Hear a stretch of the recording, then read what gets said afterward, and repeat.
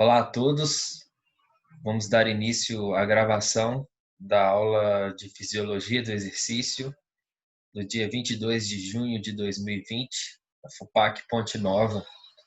Hoje nós vamos começar um novo conteúdo, vamos falar sobre fadiga central e periférica, algo muito importante que acontece durante ou após o exercício. E a gente vai entender um pouquinho dos mecanismos fisiológicos relacionados com essa perda de capacidade, né, de contração da musculatura esquelética, fato que é considerado, né, a fadiga. Então, esse mecanismo ele pode ser tanto, né, de forma central, coordenado aí as ações relacionadas com a fisiologia do sistema nervoso central, quanto periférica, com a incapacidade de realização de movimento dos membros, né? Algum fator aí na periferia do organismo impede que o movimento ele possa acontecer da forma como deveria ou tendo o melhor desempenho possível. Então a gente vai entender esses mecanismos. Só para a gente se situar, este é o terceiro conteúdo dessa terceira etapa. A gente fecha aí todos os conteúdos dessa disciplina desse primeiro semestre. Então, para essa terceira etapa, nós vimos anteriormente sobre o sistema endócrino e o exercício físico. Vimos aí o mecanismo do exercício físico, dando uma ênfase principal aí no limiar anaeróbio, no efeito EPOC, no uso, né, de outras substâncias como lactato, como fonte de energia, algumas particularidades que envolvem aí quais os substratos vai ser usado de forma preferencial durante a execução da atividade entre carboidratos e lipídios, como que acontece essa variação devido à duração, à intensidade e os recursos, né, energéticos disponíveis pelo organismo. Então agora é a hora da gente poder fechar falando da fadiga. Então, assim, pensando, né, neste conteúdo para os fisiologistas, o ideal é evitar que a manifestação dessa fadiga aconteça de forma mais precoce, que o atleta ou que o praticante possa postergar essa manifestação fisiológica o máximo possível. Por que isso? Porque ele vai conseguir manter o alto desempenho mais tempo, consequentemente, ele pode ter mais êxito nas suas ações motoras. Mas, né, pensando o outro lado, o lado da resposta, né, do atleta, do praticante, é que a manifestação de fadiga pode ser o início, né, de uma defesa contra uma ação que vai estar causando, né, um estresse maior que o suportável pelo organismo. Então, essas reações, ela tem como fundamentação proteger o ser humano de possíveis lesões, de uma consequência, né, que o corpo não vai ter resposta.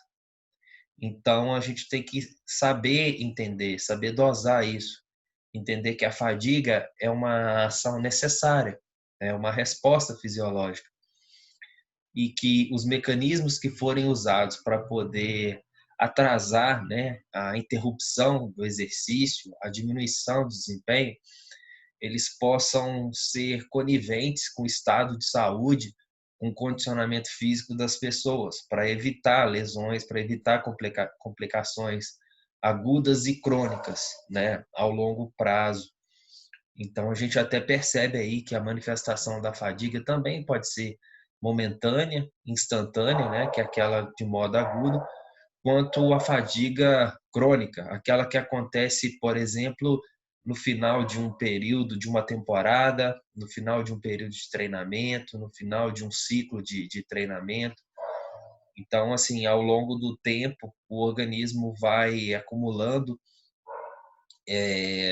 microlesões, vamos dizer assim, na musculatura, nas articulações, no sistema cardiorrespiratório, e pode ser que com o tempo estas microlesões elas se agravem de modo geral, causando uma debilitação maior nas pessoas.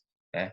Então, a gente também pensa em duas situações que a gente vai falar, que é esta incapacidade fisiológica envolvendo o sistema cardiorrespiratório, a musculatura, o mecanismo da contração, e relaxamento do músculo esquelético, mas a gente também tem que pensar numa fadiga psicológica, é aquela que é gerenciada, né, pelas respostas do sistema nervoso, tanto com relação com a liberação de hormônios, né, excitatórios, inibitórios, quanto a liberação de neurotransmissores, que vai coordenar essa ação. Então, a gente vai ver, né, na segunda parte, na terceira parte deste conteúdo, que o nosso sistema nervoso central, ele tem uma parte, né, um sistema que se chama governador central, que organiza ali todas as ações, né, da mecânica respiratória relacionada com a alteração do batimento cardíaco e com da respiração. Então, quando há uma alteração, né, quando o organismo sente que há uma variação dessa resposta mecânico-respiratória, cardiovascular, cardiorrespiratória, o próprio sistema nervoso central organiza uma resposta de inibição da capacidade do exercício, a fim de proteger, né, contra estresses, né, maiores que podem causar lesões. Mas a gente pensa também no lado, né, no desempenho, no resultado. Por isso que tem que haver um equilíbrio. Então, tem que haver uma interação.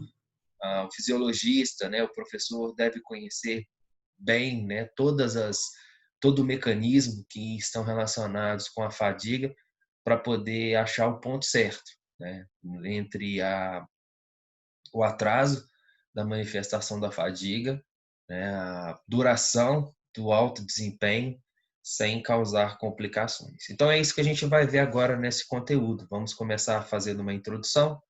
É preciso definir, né, saber o que é esse conceito, o que é fadiga, que a gente fala, a gente reproduz essa palavra o tempo todo, tratando-a como sinônimo de cansaço, e não é só isso. A sua origem, vamos falar já da questão da fadiga psicológica, qual é o principal neurotransmissor que está relacionado com a fadiga central. E para terminar essa primeira parte, a gente fala, né, quais são os fatores que estão relacionados com a inibição da manifestação desta fadiga central. Então, vou compartilhar a aula com vocês. Fiquem à vontade para tirar as dúvidas, entrem em contato mais tarde na nossa live. A partir das 19h20 eu vou mandar o link para a gente fazer a aula em tempo real, para falar da parte 2 de fadiga. E aqueles que estão assistindo esse vídeo pelo canal do YouTube podem entrar em contato que a gente tenta tirar as dúvidas aí. Então, esse material de aula ele já foi disponível na plataforma Moodle, tá? Sobre fadiga, e é o da parte 1, né? Nós dividimos essa estrutura, né, de material em 3 partes, né? A parte 1 hoje, na gravação da aula do dia 22, a parte 2 na live, né, do dia 22, e a parte 3 na gravação de aula do dia 23, né? A live do dia 23, como seguindo o nosso calendário, nosso cronograma dessa etapa 3, é a atividade avaliativa 2.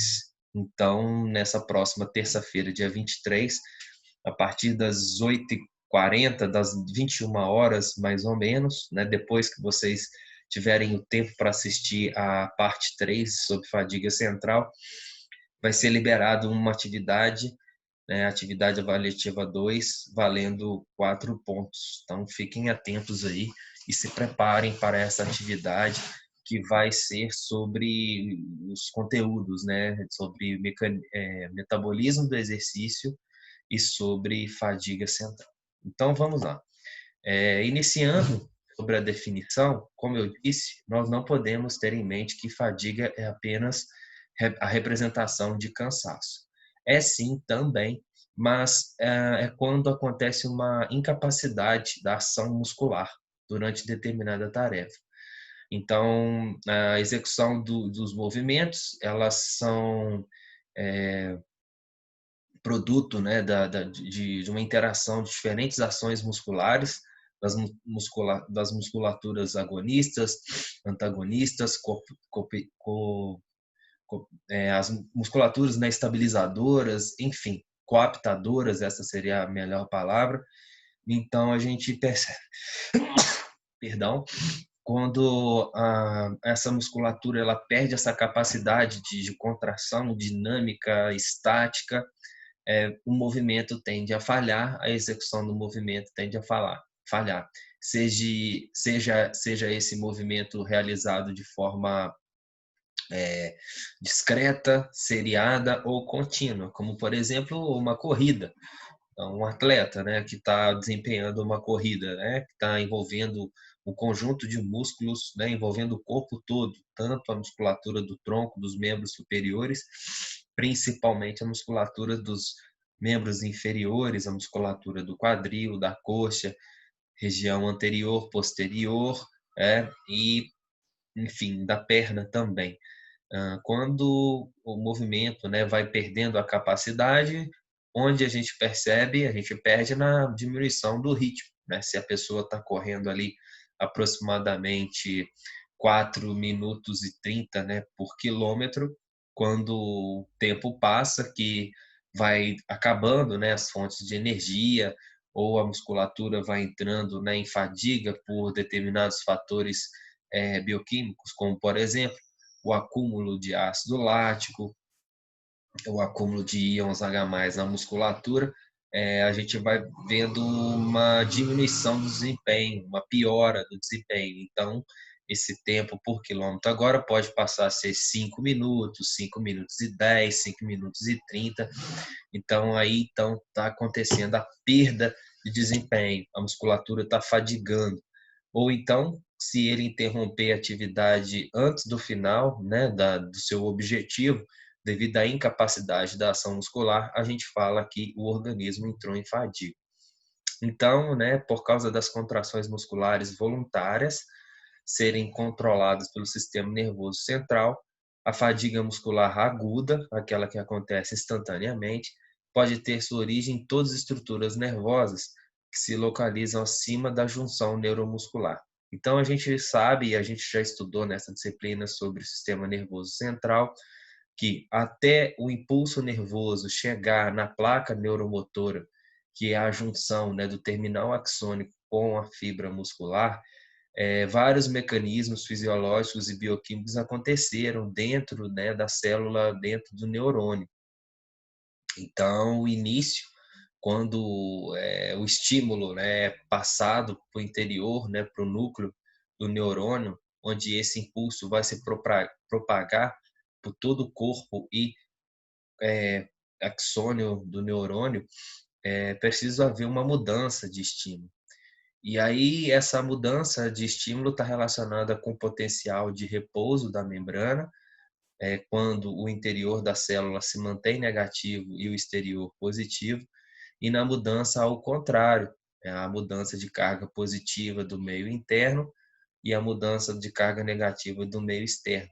Então, esse potencial de ação vai sendo gerado ao longo do núcleo, ao longo do axônio, até chegar na junção, né, terminal axônio, para ser liberado que na vesícula os neurotransmissores. E aí há de convir que nós estudamos que existe, né, proporções equilibradas de fibras de neurônios que vai liberar neurotransmissores excitatórios, como acetilcolina, e um certo conjunto de neurônios que vai liberar neurotransmissores inibitórios, como, por exemplo, a serotonina, que é o que a gente vai falar aqui hoje. Então, a gente pode pensar o seguinte, no momento de fadiga, né, de fadiga aguda, momentânea, a maior quantidade de neurônio que vai ser ativada vai ser daqueles com os neurotransmissores inibitórios, como, por exemplo, a serotonina. É uma forma do organismo sentir, né, que está havendo uma mudança bioquímica no interior da célula muscular, e toda ação muscular ela gera um feedback, né, para o organismo, para o sistema nervoso central, e é a partir desse feedback que os novos impulsos vão ser formados, e aí por isso que a gente fala, né, que há essa mudança é, antes, né, da junção nas fibras. Então, assim, o tipo de impulso vai estar relacionado com a liberação dos diferentes tipos de neurotransmissores. E em estado de fadiga, vai acontecer maior liberação de neurotransmissores inibitórios. Então, assim, a ação muscular é consolidada, né, devido a uma série complexa de eventos fisiológicos. São praticamente 9 etapas, né, segundo a teoria, né, do filamento cruzado de Huxley, né, é, essas 9 etapas, desde do estímulo, a liberação de cálcio, né, do retículo sarcoplasmático pelos túbulos T, o contato com o sistema troponina-tropomiosina, o contato da actina com a cabeça da miosina, a hidrólise do ATP, a contração, a hidrólise de outro ATP, o relaxamento, enfim, né, até a retirada dos íons cálcio devido à cessão do estímulo nervoso. Então, são várias reações e várias consequências, né, que vai acontecendo, como, por exemplo, essas miofibrilas, esses filamentos finos, né, e filamentos grossos, dentro dos sarcômeros, né, no movimento repetitivo de contração, relaxamento, microlesões podem ser causadas, né, rompimentos de fibras, né, de proteínas desses filamentos, e aí esses é um mecanismo que pode estimular, né, a síntese proteica, além do mais de outras reações, mudanças bioquímicas que acontecem no músculo. Então, assim, a maioria dos estudos apresenta apenas um possível evento fisiológico responsável pelo surgimento da fadiga muscular aguda, que pode ter sua origem no sistema cardiorrespiratório, no aparato contrátil ou no sistema nervoso central. Então, a origem no sistema cardiorrespiratório é a diminuição da frequência respiratória, a diminuição da troca da permuta gasosa.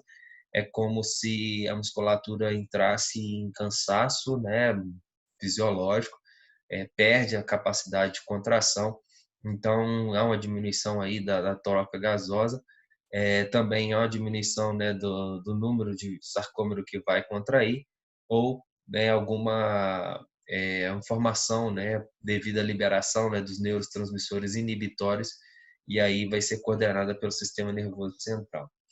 Então, a gente inicia falando dos fatores psicológicos.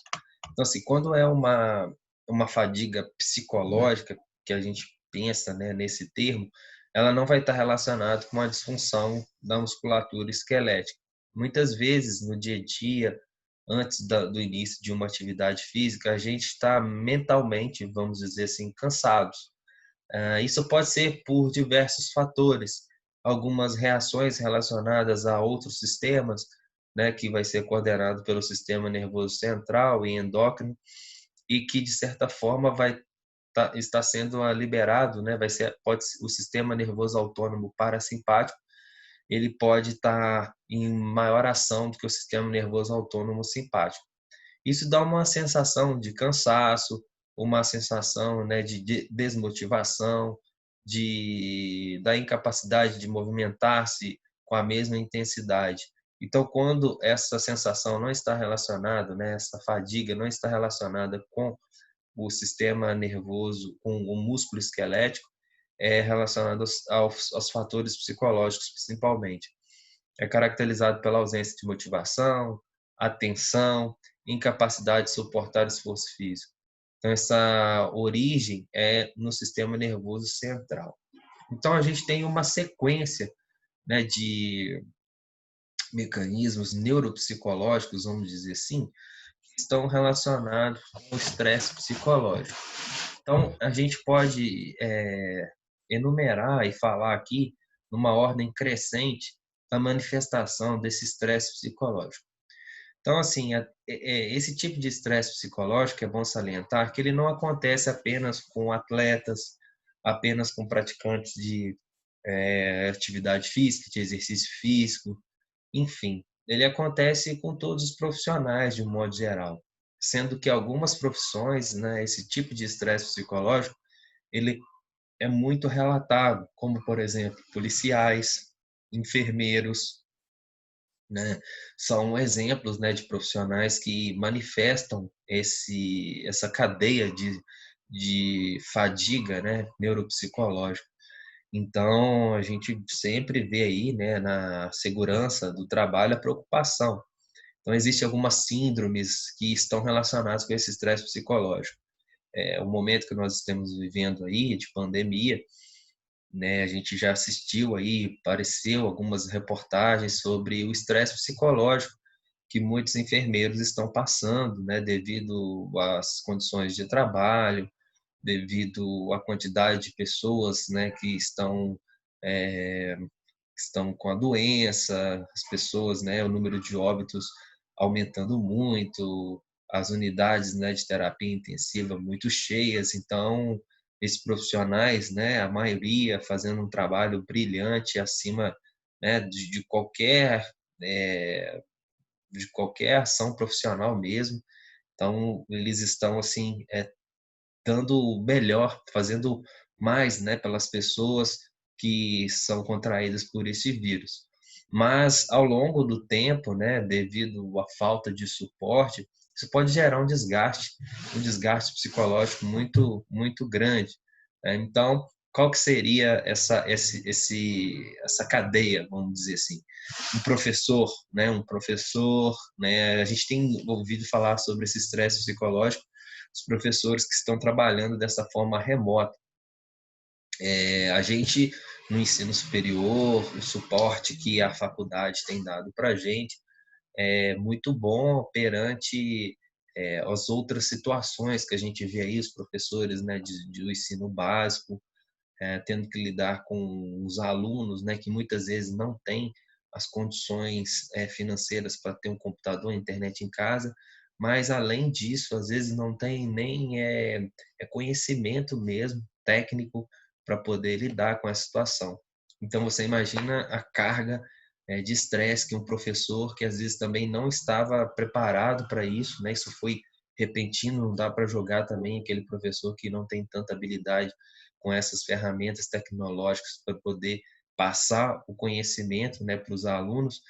Então, isso pode gerando um desgaste, um estresse muito grande. Então, o início, né, a manifestação do início, como que isso pode acontecer com qualquer um, até mesmo com vocês aí, com os alunos, enfim, né, final de semestre, a gente percebe que muitos alunos manifestam alguns tipos desses cansaços. Então, o primeiro é um desgaste psicológico. Esse desgaste psicológico é aquele que ele acontece, vai ter dia que você não vai estar com atenção 100% voltada, né, para absorver um conteúdo, né, de aula. É, enfim, você começa a ter assim, alguns déficits de atenção, não está tanto motivado, mas que isso se renova, né? Quando começa, quando engaja, aquilo ali passa. Então a gente fala, né, que quando tem esse desgaste e ele se renova, é só uma situação que às vezes é reflexo de uma noite mal dormida, de alguma situação aí que aconteceu. Mas isso pode se agravar, como eu falei, ao longo do tempo.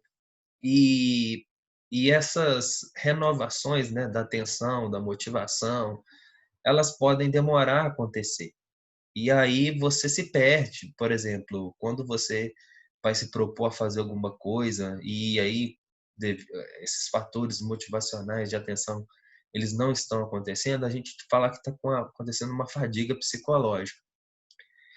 E essa fadiga psicológica, né, sendo recorrente ao longo do tempo, né, sendo o ser humano não sendo capaz, né, de renovar essa fadiga, esse estresse psicológico, com que alternativas? Atividade física, mudança de atividade aí psicológica, variação de comportamento. A pessoa às vezes não tem tempo de fazer isso devido à demanda de trabalho. Isso pode gerar uma síndrome. É uma síndrome chamada de burnout. Essa síndrome de burnout é quando esse estresse ele supera os limites, né, de reconhecimento e de controle do organismo. Então, na síndrome de burnout, o estresse psicológico ele é muito acima, havendo o abandono da atividade. Então, quando você fica muito nervoso por motivos banais, você não se controla, você fica muito ansioso, muito estressado, e esse estresse ele é acumulativo, isso começa a causar aí problemas no sono, né? Você não consegue descansar, então é a síndrome de burnout. Alguns falam burnout, né? Mas eu costumo falar mais com burnout. Ah, dos atletas, isso pode acontecer bastante. Alguns atletas, né, de alguns esportes que têm manobras muito repetitivas, como por exemplo ginastas, né? Ele pode ter essa síndrome de burnout. Policial, como eu falei, enfermeiros, muitos estão manifestando essa síndrome.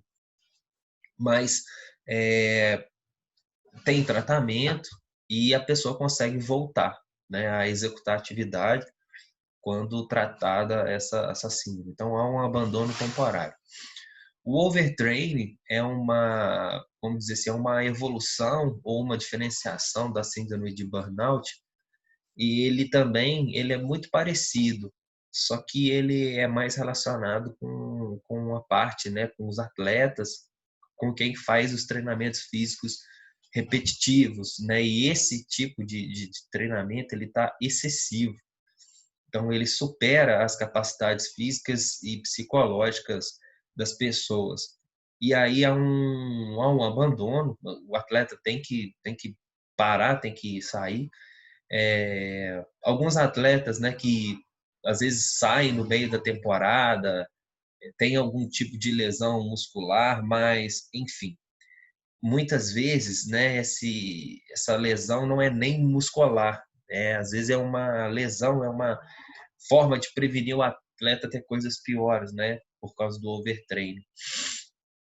Então, quem assistiu aí aquela série aí do Michael Jordan, né, The Last Dance, a gente viu alguns relatos aí de overtraining, logicamente, né, com algumas reações assim não tão comuns, né, de um atleta, né, lá de alguns atletas mostrando, né, como que era intenso o ritmo da temporada, e aí alguns atletas manifestavam esse overtraining, estão tendo que ter um abandono temporada no meio da temporada no meio, né? Então assim, a gente vê que isso não é tão incomum, assim, né?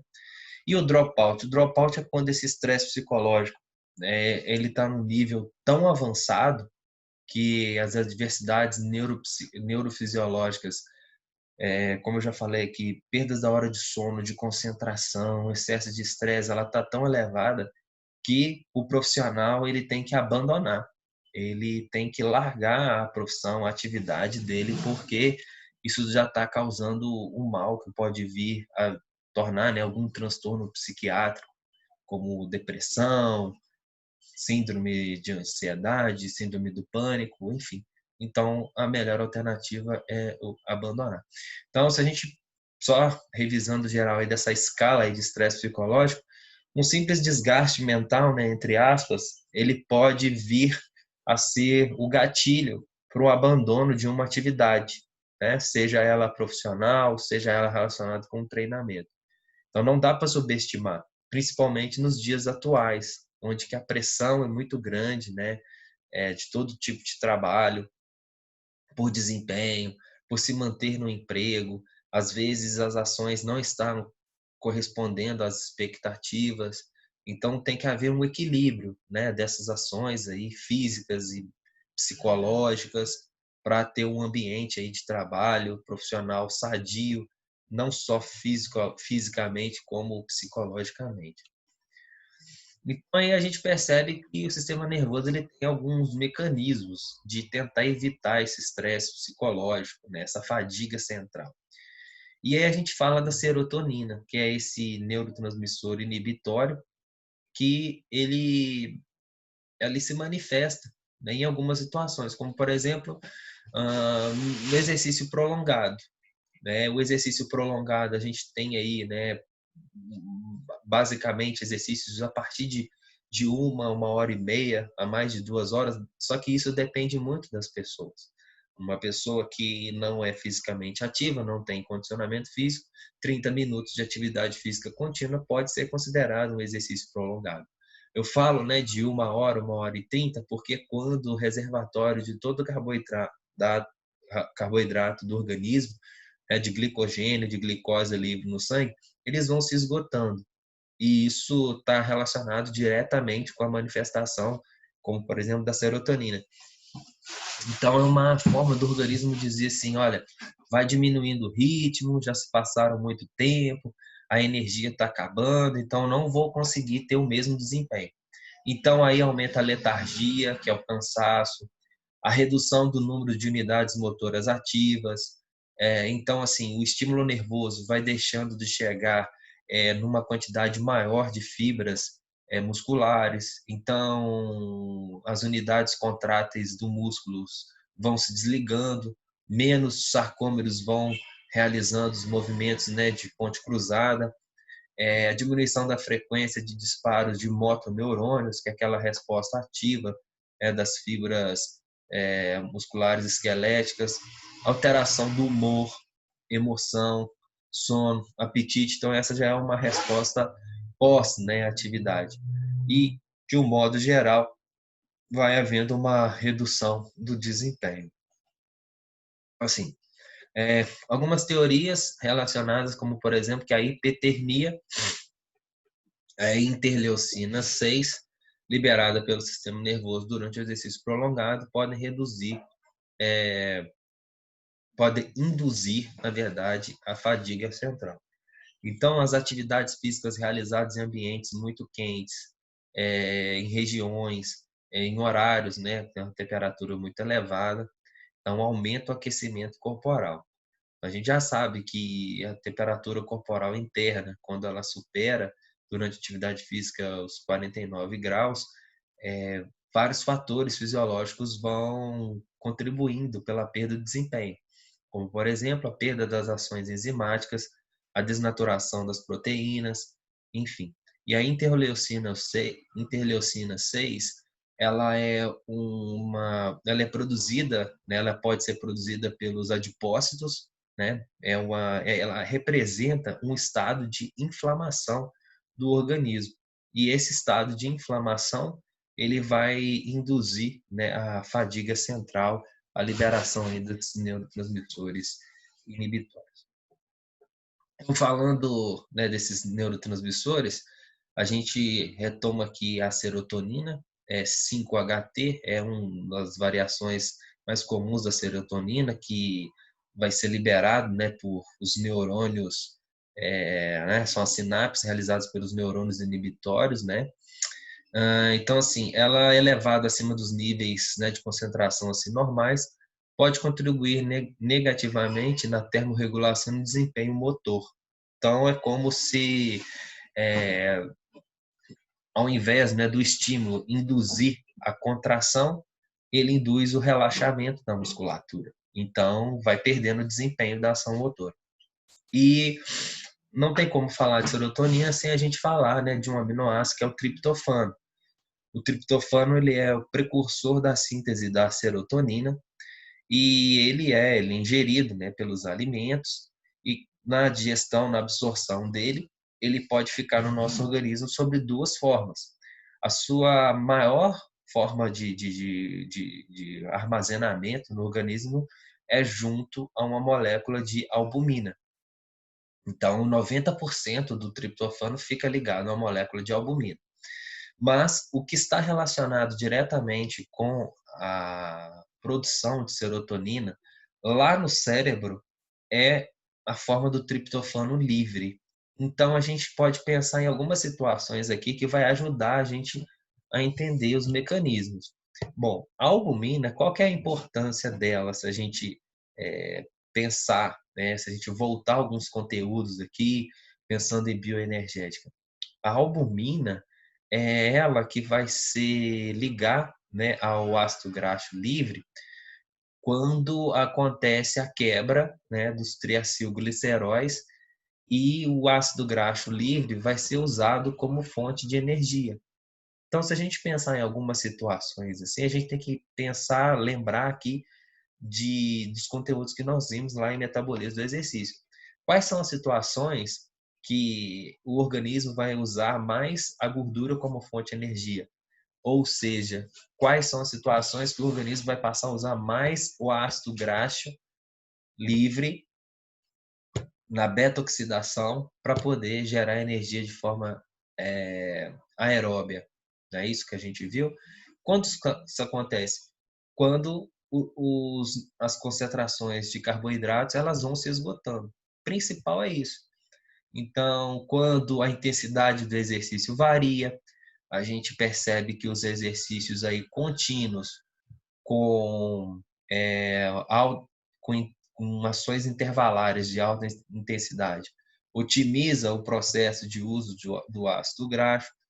Então, a gente percebe que quanto mais, né, a gente usar a gordura como fonte de energia, mais a gente vai fazer com que a albumina se desligue do triptofano e essa albumina se ligue ao ácido graxo. E aí, com maior quantidade de triptofano livre, ele vai para o cérebro e o triptofano vai induzir a produção de serotonina. Então, a gente pode pensar nisso também, né? Que o uso, né, do ácido graxo como fonte de energia acelera o processo de fadiga central. É algo para a gente poder observar. Então, o triptofano ele é um aminoácido essencial, ou seja, aquele que o organismo não produz, a gente só tem ele a partir da alimentação.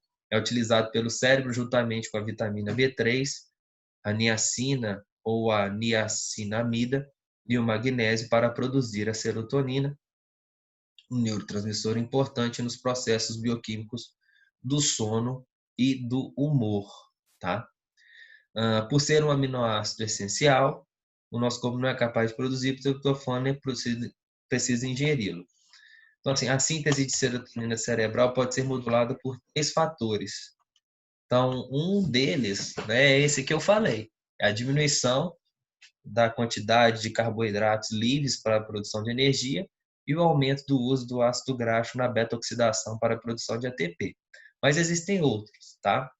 Então, o primeiro fator, a quantidade de triptofano total no plasma, porção entre a parcela livre e a ligada à albumina. Então, assim, se aumentar a quantidade de triptofano livre, eu vou ter uma indução da produção de serotonina, e aí o aumento, lembrando, né, com quem que o triptofano está ligado na sua maior proporção? Com a albumina.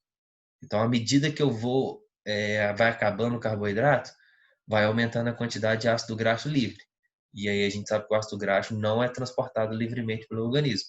Ele é transportado pela albumina. Então a albumina se desliga do triptofano e se liga ao ácido graxo. E aí esse aumento da quantidade de triptofano livre fica disponível para produzir serotonina.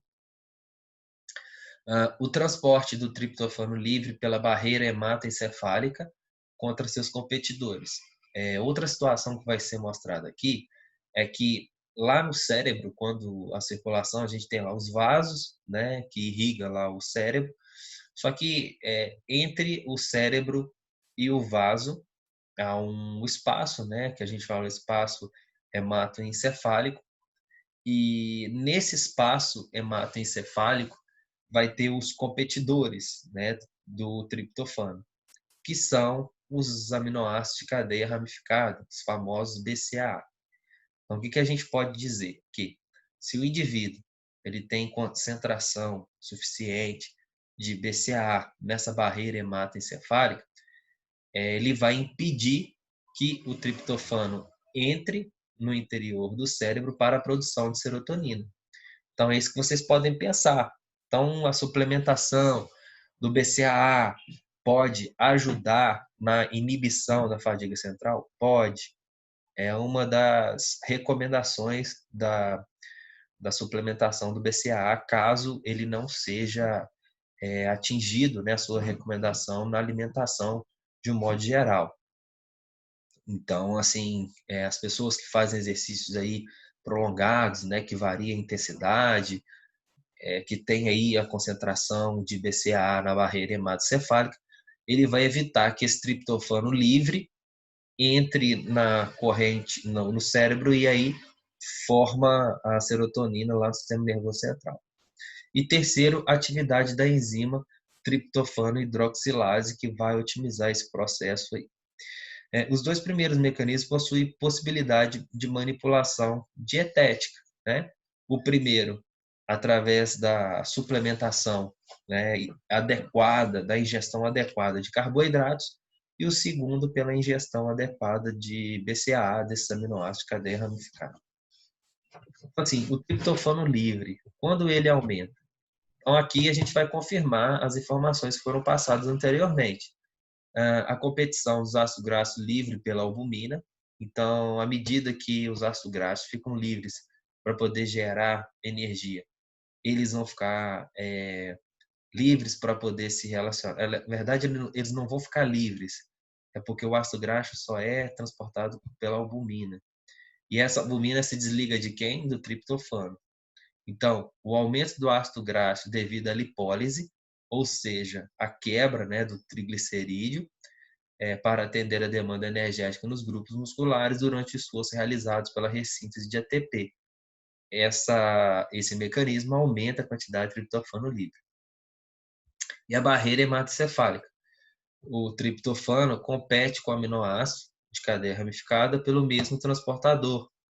Então, quando o aminoácido de cadeia ramificada, né, seriam captados pelo músculo esquelético para oxidação devido à queda da glicemia, eles são consumidos, né, em grande escala, e aí deixa o triptofano mais livre para entrar na barreira hematocefálica. Aqui tem um esquema que eu falei para vocês. Então, duas situações. Rest é repouso. Então, a gente tem aqui um neurônio, tá? E a gente tem aqui uma indução, né, do triptofano gerando 5-HT, que é a serotonina, e a liberação da serotonina, né, aqui o cérebro. E aqui a gente tem o capilar, né, que é o vaso, né, bem pequenininho. E aí a gente percebe aqui, na situação de repouso, que os BCAAs, né, os aminoácidos de cadeia ramificada, impedem que o triptofano entre na barreira hematocefálica para poder produzir a serotonina. Ok. Durante o exercício, né, aqui dentro do capilar, a gente percebe que já há uma mudança. E outra coisa que a gente observa aqui também, livre, esse FA aqui é de Fatty Acid, que é ácido graxo, tá? Então, nessa situação aqui, né, em repouso, poucos ácido graxo vão estar livres, né? E aí, a gente percebe aqui, ó, o ácido graxo ligado à albumina, mas muito pouco, né? E a gente percebe que tem maior quantidade do triptofano ligado à albumina. E desta forma ele não está livre para poder fazer essa reação para entrar no interior do sistema nervoso central e produzir serotonina. Durante esse exercício, a gente percebe que esse cenário já muda, né?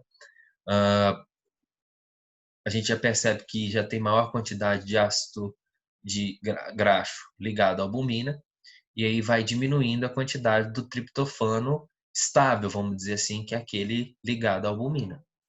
Então, aumenta a concentração de ácido graxo livre para poder entrar no músculo e produzir energia, né? E o ácido graxo, ele livre, ele fica ligado a quem? A albumina, né? Que é a forma como ele é transportado. Sendo assim, a gente tem maior quantidade de triptofano livre, e essa quantidade de triptofano livre ele vai superar a quantidade do aminoácido de cadeia ramificada, que também vai sendo usado pelo organismo, né? Ele pode ser usado como a suplementação energética, muito pouco, mas pode ser usado, né, na síntese proteica para o restabelecimento, né, de microlesões, enfim, sendo este usado também durante o exercício, ele aumenta a liberação de triptofano para poder se adentrar no sistema nervoso central. E aí a gente percebe que a maior quantidade de triptofano vai produzir maior quantidade de serotonina, que vai ser aí, né, o neurotransmissor que vai inibir, né, que vai influenciar na fadiga, né, neuromuscular, né, vai diminuir a ação da neuromuscular, né, da contração. Então, assim, a teoria da serotonina, o que influencia a síntese de serotonina?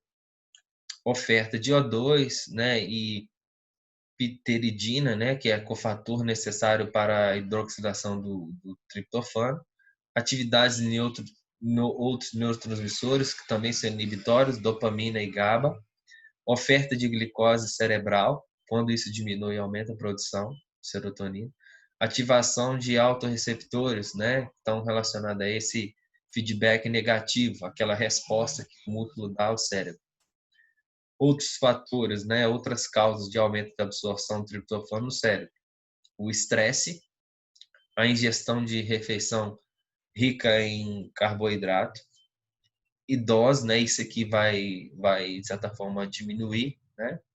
Idosos, a depressão, distúrbios alimentares, insuficiência hepática e doença renal. O aminoácido cadeia ramificada, o BCAA, ideia. Como o BCAA compete pelo transportador, né, com o triptofano, diminuição na relação retardaria no início da fadiga, né? Se eu tenho maior quantidade de BCAA, ele vai se ligar ao transportador, que é o mesmo para o triptofano, então o triptofano não vai entrar na barreira hematocefálica. Estudos não mostram benefício no desempenho, taxas de percepção de esforço e performance mental, mas é a ideia fisiológica. A suplementação de carboidratos, né? A ideia que a ingestão suprime a lipólise, ou seja, se eu tenho uma quantidade de carboidratos adequada, eu vou diminuir a necessidade do organismo de usar a gordura como fonte de energia, e para isso eu tenho que ter a quebra do triglicerídeo, o ácido graxo livre, que vai usar a albumina, e aí vai deixar o triptofano livre, né? Então, assim, é preciso preservar os estoques de glicogênio, por isso com a alimentação, né, de carboidratos com baixo índice glicêmico, com alta carga glicêmica antes é ideal, porque ele vai liberando aos poucos a quantidade de carboidratos durante o exercício. Se esse exercício for feito de forma prolongada, é necessária a suplementação de carboidrato de alto índice glicêmico durante o exercício. Mantém a captação da glicose cerebral e taxa metabólica cerebral, evita a redução acentuada na ativação voluntária durante as contrações musculares sustentadas. Fadiga é claramente retardada por essa estratégia, ou seja, pelo consumo adequado, pela suplementação de carboidratos. Então, pessoal, a gente viu aí, né, os principais mecanismos relacionados com a fadiga central, com o estresse psicológico, né? Então a gente viu lá cansaço psicológico, a fadiga psicológica, a síndrome de burnout, overtraining, e o caso pior, vamos dizer assim, que é o dropout, que é o abandono devido às consequências neuropsicológicas que acontecem. Tá? Aí a gente viu sobre a importância da serotonina, é importante entender o mecanismo, a relação que ela tem com as fontes energéticas. Quando eu uso maior, quando eu passo a usar mais a gordura como fonte de energia, eu passo a deixar maior quantidade de triptofano livre, e o triptofano é um aminoácido essencial que está relacionado com a síntese de serotonina.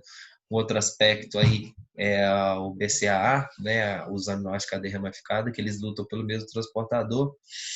E aí a gente percebe que se tem uma quantidade adequada de BCAA, ele vai competir com o triptofano, não vai deixá-lo disponível para entrar no interior do cérebro e produzir a serotonina.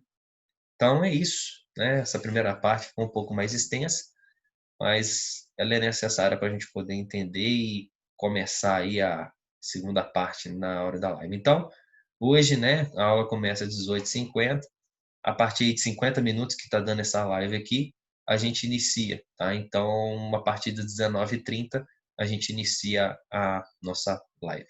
Abraço, até mais tarde.